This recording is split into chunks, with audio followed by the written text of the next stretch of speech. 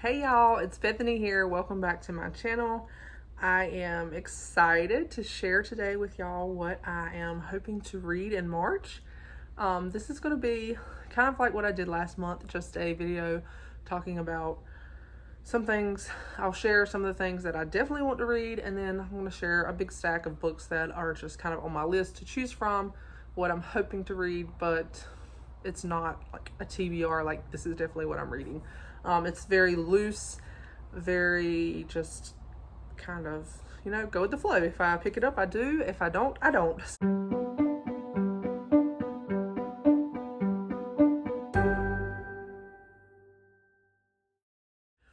I have to say I did pretty well last month. I read at least 2 books on my TBR, I think. So what I've been doing so far this year is in my reading journal, writing down maybe 2 or 3 books that I definitely want to read, and mostly those are books that are on the reading challenges that I'm doing this year, and maybe one book that would be from my reading goals. So yeah, I'm not writing very many that I'm definitely want to read. I'm just keeping that list short, of having ideas of other things that I want to also pick from and maybe read, and then just leaving myself open with room to mood read.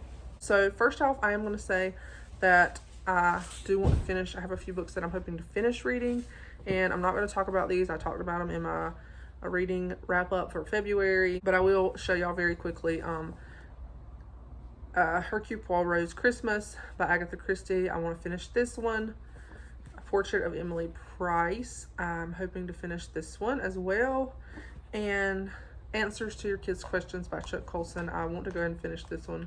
I'm reading it slowly, but I do want to finish it so I can pick up another non-fiction, like Christian non-fiction. So those are 3 that I definitely want to finish this month. Hopefully, preferably within the first week of this month. At least the Agatha Christie and the Christian fiction Emily Price one. So I have selected quite a few middle grade books that I'm hoping to choose from this month. It is middle grade March, a reading challenge event that goes on here on BookTube. I'm not super aware of all of I know there's probably a list of prompts. I'm pretty sure there's a list of prompts, and I think there's also a book of the month. I've seen other people talk about them. I mean, a book for the challenge. I don't get into all that. I just very loosely follow by reading middle grade books, or what I consider to be middle grade books. I like it because it helps me to read more of my middle grade books, but I'm not super heavy into all of the details of the challenge. I honestly don't even know for sure who the host is. I feel like Krista from Books and Jams is maybe one of the hosts. I don't know that for sure though. I would have to look that up. I don't know for sure, but I am, like I said, I do want to read a lot of middle grade books this month, and so I have a big selection that I'm going to show y'all. So first of all, I'm going to show you the books that I definitely want to focus on reading, because they are off of the list that my kids chose for me. They chose 24 books for me to read in 2024. I have a video of that. Y'all can check it out. I will try to put it in the link. I usually forget to do that. I'll try to put a link in the description box. Hopefully I won't forget. But anyway, so these 6 right here are from the list that my children selected for me, and so I definitely want to try to get to these. The first one is I Survived the Nazi Invasion. This is a graphic novel, so this one should be fairly easy to get through pretty quickly.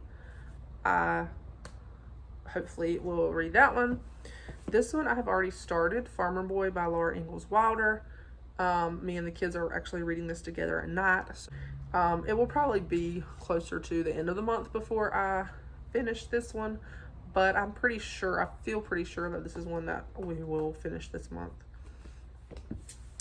Another one that they chose for me is The Sinister Signpost. This is a Hardy Boys book, and I love the Hardy Boys and Nancy Drew. There's so much nostalgia in reading them for me. I read them as a kid growing up, and I'm looking forward to reading this. Then we have Animal Ark Labrador on the Loan. I have quite a few of these, and I do not remember if I read these growing up. I feel like I may have read one or two, but I like collecting certain middle grade books that I feel like just look cute and my kids would like to read when they get older. I don't know, I just like having that like already building a library for my kids when they get older.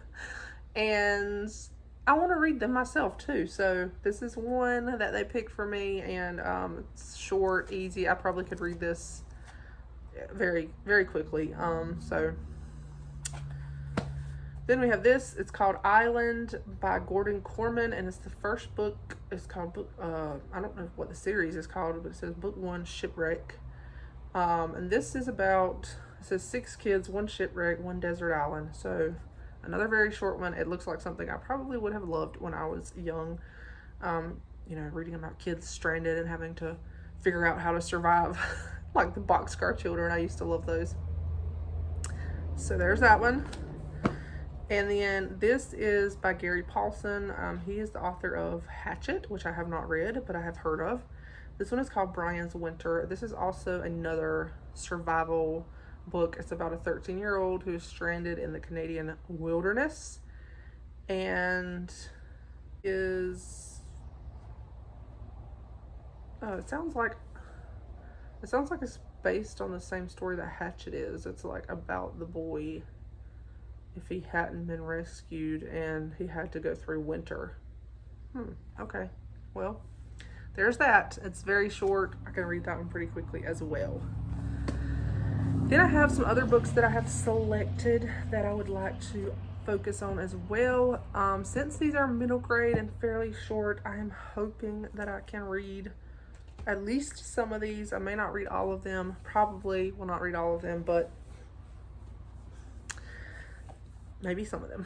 This one is one I actually really do want to read. Sarah Plain Tall by Patricia McLaughlin. This one, a Newbery Medal. It is super thin.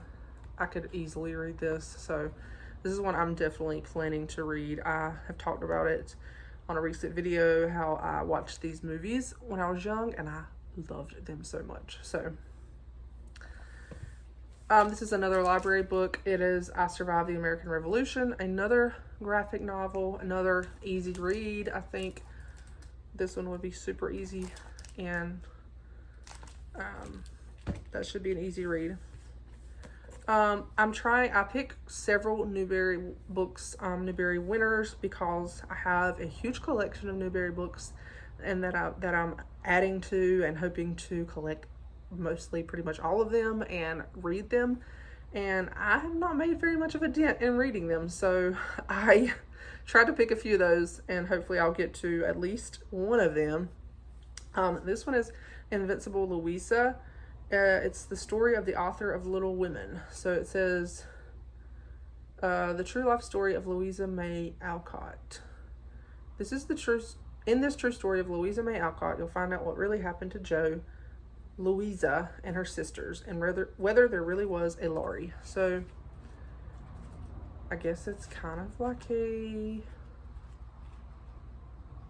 biography type thing. I don't know, but it sounds interesting. And then this is Bud Not Buddy. I have seen this book so many places, heard so much about it. I actually don't even know what it's about though. And it's won several awards, the Newbery Medal, the Coretta Scott King Award.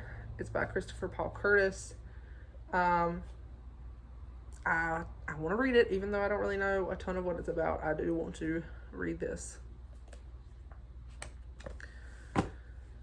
And then this is another book that I have heard some people talk about that they loved it growing up. It's called Homer Price by Robert McCloskey. Honestly, I do not even know what this is about, but it looks adorable. Like, the illustrations in it are so stinking cute. Look at that.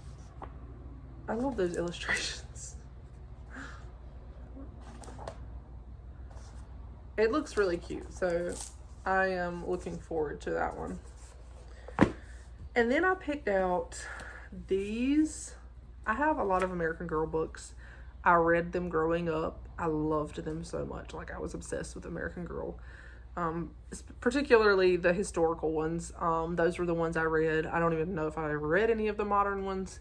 The historical ones were the ones that I was fascinated with. And so I thought I would love to do a reread. So I picked out this series. These are really short. I feel like I can read like one of these in a day easily. And I know some of y'all are like, yeah, obviously I could. Some of y'all probably could read the whole set in a day.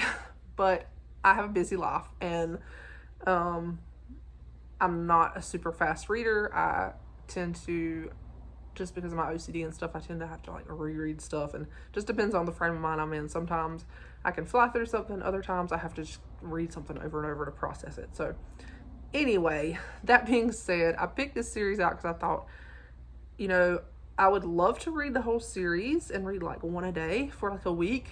Don't know if that will happen, but it would probably be more like one a day for 2 or 3 weeks, but like skip a few days. But yeah, this is about Kit. This is set in 1934. Kit Kittredge. I liked this one growing up. It wasn't my favorite of the American Girls, but I did like it, and I really did also like the movie when the movie came out. And also I like these older editions of these books. Like, I like those. This one is not as old as some of the other ones I have. The white ones, if y'all know American Girl, you remember like the solid white ones, and then the American Girl picture was like in an oval in the front, I think. Those are the OG ones. But yeah, this was about a little girl who's growing up during the Great Depression, and we see them figuring out ways to make ends meet and survive the Depression. And that was another thing that I enjoyed in this. I don't know what it is about me growing up, but I loved books like Little House on the Prairie, The Boxcar Children. This, like, stories where they would figure out ways to they would be creative in coming up with ways to save money, to survive, to eat, to like live off the land, to homestead. That was something that fascinated me growing up. I don't know why. But even in this, I loved reading the ways that they would. I remember, like, even to this day, I remember them talking about how they would buy the old vegetables that had like bad spots on them, because they were cheaper, and then they would cut off the bad spots and save them, and how they would do something to the bed sheets. I don't remember, like switch them around or do something to them to help them not get too worn out, and they would make clothes out of feed sacks and all that stuff. And I just found that so fascinating when I was reading these as a kid. But yeah, these are easy, very short. Y'all see, like, very short, very easy to read, and I always loved the illustrations in them. I just thought the illustrations were always so pretty.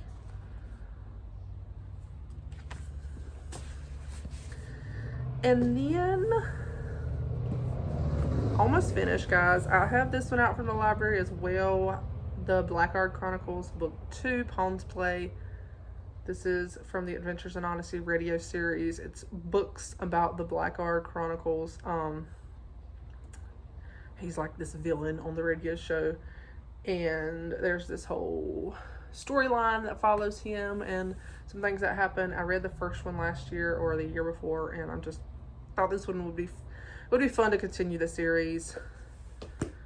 And then this is another book my kids picked for me, and I want to start this. It's Hans Christian Andersen Fairy Tales. It's not super thick, and it's got a handful of the fairy tales, and I thought I could read like one at a time and slowly read it. There's 12 in here, so I would like to start that, slowly reading that. And then Daddy Longlegs by Jean Webster. Now, I don't know if this is a middle grade book, if this is a young adult book. I'm not sure. From what I've heard of it, I feel like it starts out when she's younger, but I don't know. I may be wrong about that. But I've heard super good things about this book. It is a classic, and I had never heard of it until like the past year or so. And I heard about it, and then I happened to find this old copy at a bookstore on a vacation in Florida, and It's like a copy from 1940, and it's actually got an inscription in it to Judy from Mom and Dad Christmas 1956. So that's really cool. And it's written, I believe, in letters. So, and it looks pretty easy. It looks like it would be a fairly easy read. But it's about a girl who grows up as an orphan. I'm gonna read off the, I try to abbreviate this off of the dust jacket. She grows up in an orphan home, and someone pays for her to go to college. So I guess she is older then when she's going to college. Anyway, someone pays for her to go to college, and she writes letters to him and calls him Daddy Longlegs. And apparently, reading this, they end up falling in love while she's writing letters to him. So I don't know, because she's in college, and so he pays for her to go to college, and she's writing letters to him. So that sounds interesting to me. Maybe I guess it's not YA, young middle grade or young adult. I don't know. I guess not. But that sounds really cute. And I think there's a movie about this too. I think I saw an old movie of this. I've heard good things, and I'm looking forward to it. And then the last few that I want to talk about are that I definitely want to read. This one is a definite: While the City Sleeps, Women of Midtown by Elizabeth Camden. I just got this recently. I pre-ordered it and I got it, and I've been dying to dive into it because I love Elizabeth Camden's writing. Love, love, love. Her books are so good. I love all of the historical elements and unique things she brings out of, she brings to her books from history, things that I didn't know. And so I'm dying to get into this one, and I have chosen this as my book for the prompt for Oceana's reading challenge. For the Christian Romance reading challenge, her prompt is to read A New Purchase, and so I just got this one this past month during February. So I'm very excited to read it. It says Catherine Schneider's life as a dentist in 1913 New York is upended when a patient reveals details of a deadly plot while under the influence of laughing gas. As she is plunged into danger, she seeks help from the dashing Lieutenant Jonathan Birch, a police officer she has long admired from afar. So this just sounds so good, really good. I love her books, y'all. I love them so much. I'm so excited about this. So excited to start a new series by her. But yeah, that one I am definitely planning to read. And then another one that I'm hoping to get to, I did a poll on my Instagram asking what classic should I read next. And this one won Mansfield Park by Jane Austen. This is one I'm definitely hoping to get to. I don't know if I'll finish it this month, but I definitely hope that I can start it. Yeah, I feel like I'm going into my classic era and just totally loving the classics that I've been reading, and I'm just all about finding out more about classics, buying more when I can. I don't always have the money to buy them, but when I have the extra money, trying to find some at thrift stores and stuff. And I really feel like I'm heading into that classic era. So that is what I'm hoping to read this month, guys. Or what I'm hoping to read, to choose from. That's my selection, ideas, whatever you want to call it. This is it, and I hope y'all enjoyed watching this. Let me know what y'all think I should read. What should I definitely read? Are there any of these that y'all have read and that you think I should definitely read? I would love to know your thoughts, guys. So anyway, thank y'all for watching, and I will talk to you guys later. Bye-bye.